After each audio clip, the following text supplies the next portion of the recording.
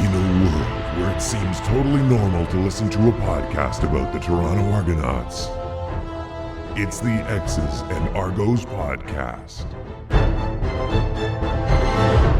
Welcome to the X's and Argos Scouting Report, brought to you by Funny Bone Broth, and also this week brought to you by my mustache, which I am attempting to grow to raise money for Men's Health. If you'd like to contribute, you can find my page at movember.com/m/Ben Grant. And I know you probably need a big screen TV to see it right now, but it's early. It's very early in the process. So my name, of course, is Ben Grant. I am joined again this week because we're playing Ottawa. I've got to be joined by the REDBLACKS play-by-play voice, TSN 1200's AJ Jakubec. AJ, thanks so much for joining me again on the Scouting Report. Yeah, my pleasure, Ben.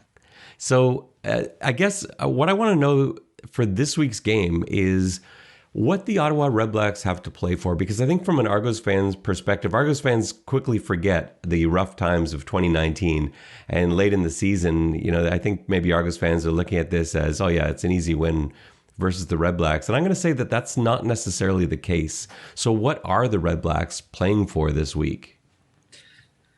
Yeah, that's a great question. I kind of asking myself that as well. I think when you talk to players, though, I mean, they have pride. I think that the ones that, you know, are probably on the bubble would be playing for, you know, film and contracts and all that. And I think the best players, the ones that you would think would have teams interested in them, whether it's the REDBLACKS or elsewhere, would, you know, they're players that are there for a reason because they take pride in what they do. I think all these guys take pride in what they do, and they're professionals. So yeah, it's the last home game of the year as well. I think, you know, given the fact this has been a team that hasn't been very good at home the last couple of seasons, they've lost 13 of their last 14 games at TD Place. I think they'd like to send the fans off into the off season with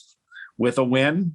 But yeah, there's a lot of different things. It's I'm sure you'd love to say, well, they'd love to play spoiler and ruin the Argos first place hopes or something along those lines. But I think it's just about going out, winning a football game and you know, just playing the way that they're capable of playing in all three phases.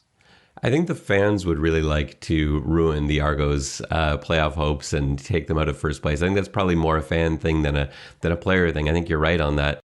I'll say this. I think REDBLACKS fans probably dislike the Ticats more than the Alouettes or the Argos. So if you're ruining one team's hopes, it's at the expense of one of the others. And I honestly think that, to a man, I mean, everyone's going to be different. Some might dislike Montreal because it's closest. Some might dislike Toronto just because it's Toronto. But I think because of the short history of the REDBLACKS, probably Hamilton would be the most disliked of the division rivals. So I think that I don't really know how much weight that would carry anyways. I love that you don't have to expand on just simply saying some might hate Toronto just because it's Toronto. That and everyone understands what that means, even people in Toronto. I think that's pretty telling of sometimes how the rest of the country views the city of Toronto. But no, you're probably right on that. But at the same time, it feels nice. They've been such a good fan base. I love the REDBLACKS fan base, and that's something that I've been worried about watching the 2019 Ottawa REDBLACKS, watching the 2021 Ottawa REDBLACKS. I'm worried that the fans are going to go away. And it's a really nice, passionate group. They're drawing very well considering how rough it's been this season, wouldn't you say? Yeah, I think they've got, it's first and foremost, and this is professional sports everywhere, but I think let's just look at Ontario and what we've been through over the last couple of years with some of the restrictions, that it doesn't really seem like the comfort level is there with everyone like it was pre-pandemic, even with games where, you know, it's basically you have to be fully vaccinated to go to a game now. And that's indoors, outdoors, whatever. It doesn't matter if you're talking Leafs games, if you're talking Sens games, if you're talking CFL or MLS or whatever you might be talking about. I think there's a ways to go just in terms of where we're at and drawing capacity crowds of any sort in any city right now. So you're seeing it. I was reading today, as a guy that used to work at StubHub and now has his own company that's, something similar. And they're talking about actual ticket sales maybe across the board aren't down, but scanned in sales are way down off the cliff. So that's another topic for another day on another program, I think. But I think I know what you're saying. And certainly, for example, I think the Red Blacks have 12,000 season ticket holders and 2,500 deferred. So that's down to 9,500 this year. Now, what are they going to get next year? Are they going to get 12,000? I don't know. I mean, I'd like to think that this is a loyal group and a passionate group, and I think it is. But there's a lot of factors at play here for everyone in terms of trying to draw fans in the future, and whether it's spending habits, whether it's the pandemic, whether it's wins and losses, whatever it might be. And I think everyone's in that boat trying to ensure that they can get to where they were before. And I think there's probably some sports franchises all across North America and maybe around the world wondering if it's ever going to get to those pre-pandemic type levels.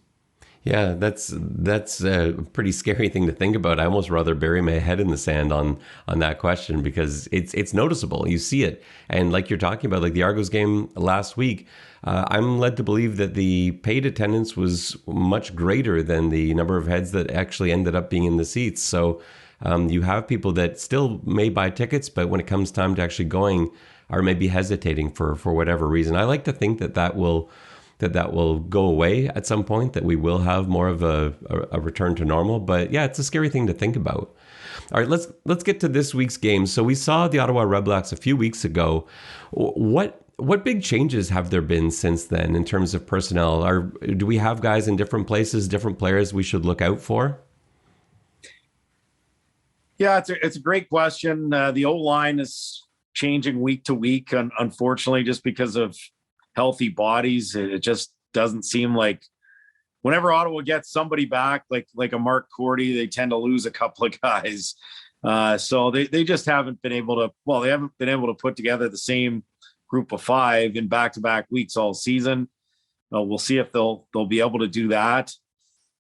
Beyond that, injuries have depleted this team in a lot of different spots where they had to get a look at different players because they injuries to Don Yanamba at Sam. So it was Frankie Griffin, who started last week. Sherrod Baltimore was injured at corner. So Anthony Texada had his first CFL start last week, just like it was the first CFL start for Frankie Griffin. It was the first CFL start for Trey Hornbuckle, a defensive end. And Justin Howell, he'll start at safety once again because Antoine Pruneau looks like he's out for the season with an injury as well. So a lot of different injuries on defense. I think they were able to kind of hold up their end of the bargain on that side of the football. And, special teams has been outstanding across the board this year, although first play was Brendan Galander's ex-Argo 100th CFL game. First play of the game, he gets injured. So that's kind of the story of the season. They haven't been good enough, and they've got a lot of different issues that they need to fix, especially in the offensive side of the ball. But 20 guys hurt going into last week, and that number would have gone up, right on the first play with that injury to Galander. So when it rains, it seems to pour, and we'll see if maybe a little more continuity week to week can help here against Toronto. When these two teams last played, Caleb Evans was sort of the talk of the town. He'd had that great game the week before, Ottawa pulling out a win. They came into Toronto. He didn't quite look the same in that game. Is it fair to say he hasn't quite looked the same since, or have you seen glimmers of hope there from the young quarterback? I've seen glimmers of hope. There have been some struggles. I thought he played reasonably well last week also, but there were some mistakes. For example, you get down 16-10 late third quarter against Calgary, you're driving, you're into the red zone, and he basically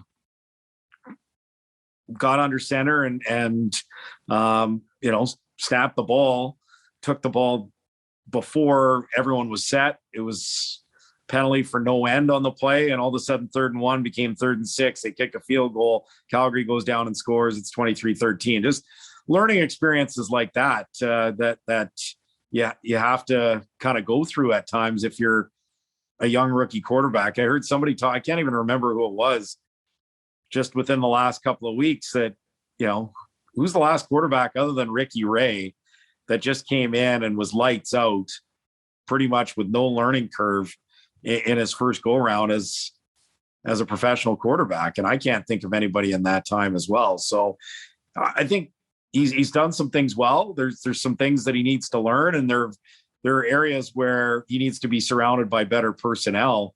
Also, it starts on the offensive line. And I think there's some bright spots in terms of some of the skill position players here. I think Ryan Davis has had a real good rookie season, a player to watch, Auburn's all-time leading receiver. And a guy like Nate Bahar, who was a first-round draft pick in this league in Edmonton, had a really good collegiate career at Carleton, never really found his way until this year. And now he looks like a legitimate starting Canadian receiver as well. So you've got some bright spots there. RJ Harris is a solid CFL receiver, but I think they could use, and Kenny Stafford's been an upgrade too. I think he's been a guy that has come in and helped, but I think you can use a couple of receivers and maybe a running back going into next season, and also a couple of offensive linemen, especially if they're Canadian. I would think it's a no doubter that, Ottawa's going to pick first or second in the draft, depending on it's going to be them or Edmonton. And I would think that they're going to go offensive line early in that draft to try and bolster their Canadian content there. So anyways, back to your question about Evans. I think there's a lot of positives here for sure. Is there enough to hand him the keys next year and say, you're the starting quarterback? Is a new general manager going to go down that road? I don't know. I think they're probably going to look and see how the free agency shakes out in the league. You would think a guy like Masoli or Evans, one of the two, is going to be a player that's going to be available, that Hamilton's going to decide on one, and the other's going to have, really, with Arbuckle going to Edmonton and the other 7 spots looking, I would think, relatively stable in terms of their quarterback situation. Now, Bethel Thompson would have to re-sign in Toronto, and Collaros would have to sign in Winnipeg. And I guess we'll see what happens in Montreal. I still think Vernon Adams is the guy there, but maybe Trevor Harris leads them to the promised land, and all of a sudden that makes them rethink things. But for the most part, Ottawa seems like the best bet if you're a veteran quarterback looking for a spot where you could be a starter. And I think if you're a new general manager of this young Red Blacks team, do you really want to go into next season with, say, Caleb Evans and Duck Hodges as your number 1 and your number 2? I think you want those guys to be brought in here next year, but I'm not sure you want to go with those guys as 1 and 2 without a more experienced option at least available to you in camp. Is there concern in terms of the coaching staff? Like I know there's so much up in the air, given the changes that have already been made, and who knows what's going to happen in the offseason. But is there any sense that these games matter in terms of decisions that are made with regards to the coaching staff, or is that not really about the results over these last few games? I'd be surprised. I know, and I guess, look, if you're Mark Gowdy and you're coming out and you're not going to say that the coaching staff's under the gun here as well. I mean, they said they want to bring in a general manager that's going to work with this coaching staff. They believe in the coaching staff, Paul LaPolice, along with the other coordinators as well, in Bob Dice and Mike Benavides, all have time left on their contracts, so they're not upcoming free agents. So I would think, just given how the defense and special teams have performed, and the vote of confidence to a coach that has only been here 1 year, I think that's part of the drill for the new general manager. Is this is the coaching staff that you've got in place in 2022, so this is what you're going to be working with. So if somehow the Ottawa REDBLACKS pull it together, beat the Toronto Argonauts, AJ, how will this have happened? What will have gone on in this game for the Ottawa REDBLACKS to come out on top and send the Argos home with the tails between their legs? Probably something similar that we saw the last game in Toronto, but instead of for 30 minutes, for 60 minutes. I think when you look back at that football game, they should have had more than a 9-8 lead at halftime, because 6 of the points were scored, or I guess 7 of the points were scored, but a touchdown was scored on a block kick.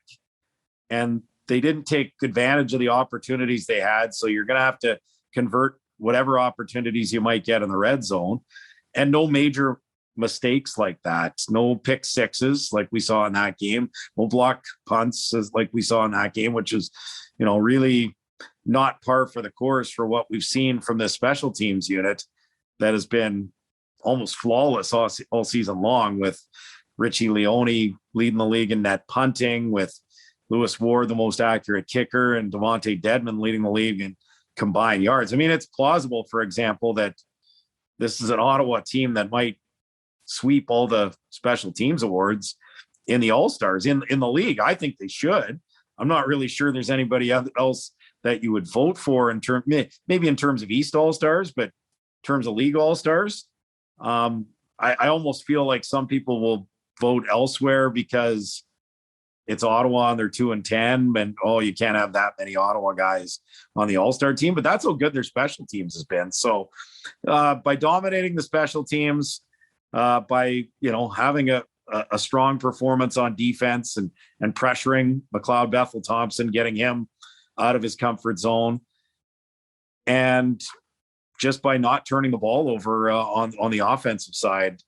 I don't want to say they have to play a perfect game to win, but they have to avoid all the big mistakes, the big play mistakes that have killed them. And again, it's going to be special teams and defense. And if the offense can contribute a little bit and avoid some of those big mistakes, then we'll see if they can keep it pretty close. AJ, it has been great having you on both times this year. Hopefully we can do this again next year, and we'll have a more competitive REDBLACKS team and some real rivalry building games between Toronto and Ottawa. So thank you so much for spending time with us again today. Yeah, my pleasure, Ben. For AJ Jakubec, this is Ben Grant saying so long, and may all your pre-snap reads be good ones. I'll see ya. Go, Toronto Argos, go, go, go. Pull together, fight the foe.